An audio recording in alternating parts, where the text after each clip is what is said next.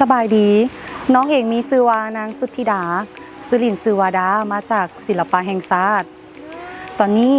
น้องได้มาเป็นครูฝึกสอนอยู่ที่เขตเศรษฐกิจพิเศษสามเหลี่ยมคำได้มาฝึกสอนการแสดงการฟ้อนแบบทันสมัยฟ้อนแบบพื้นเมืองแบบโมเดิร์นรวมเข้ากันเป็นหนึ่งเดียวแล้วก็ยังได้สอนของการฟ้อนเวียดนามฟ้อนจีนแล้วก็ฟ้อนเดืองได้ให้นำภาษาเวียดในการสอนฟ้อนอยู่นี่เนาะหนึ่งก็คือนักแสดงเฮาบ่ได้เป็นยังบ่ทันได้มีพื้นฐานเต็มตัว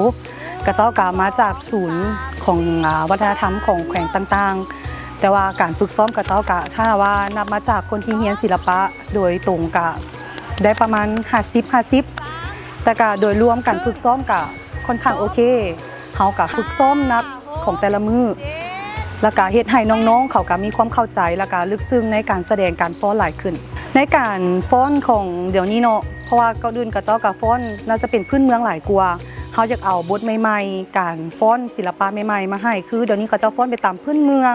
อยากให้มีการฟ้อนแบบโมเดิร์นขึ้นมาอยากให้มีการแบบถ้าว่าเขาฟ้อนธรรมดาเนาะมันก็ได้ดนตรีพื้นเมืองก็คือที่ทุกคนรู้กันแล้วว่ามันเป็นดนตรีซ่านุ่มนวลอ่อนโยนแล้วเขาจะปรับอยากให้ทุกคนมักฮักในศิลปะทางด้านนี้ได้เขาก็ต้องมีการเพิ่มระดับความรู้หลายขึ้นตื้มน้องอยากเชิญชวนน้องมูเพื่อนเอื้อยน้องที่ว่ามักฮักในศิลปะดนตรีของเขาเนาะเขาต้องการแสดงออกเขามีความรู้ความสามารถเขาต้องการแสดงออกให้ทุกคนได้เห็นบ่แม่นมีแต่เขาจะมีความสามารถอย่างเดียวเขาต้องแสวงหานำในการฟ้อนการร้องเพลงมันเป็นสิ่งที่ทุกคนบางคนอาจจะคิดว่ามันง่ายอันที่จริงแล้วมันก็บ่ได้ง่ายแล้วก็บ่ได้ยากถ้าเฮาฮักและมักในด้านนี้อีหลี